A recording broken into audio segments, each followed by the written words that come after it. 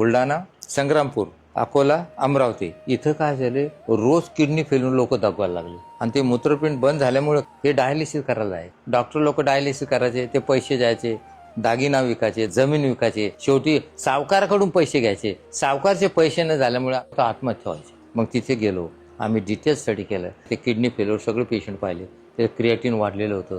मग आम्ही त्याच्यानंतर तिथलं पाणी घेतलं, माती घेतली, ब्लड घेतलं, त्याच्यामध्ये कॅडमियम जास्त निघालं. कॅडमियम तोंडातून गेल्यानंतर किडनीमध्ये 24 वर्ष थांबतो आणि त्यात लेड निघालं. लेड 6 वर्ष थांबतो. मग शेवटी हे कॅडमियम लेड आलं कुठून?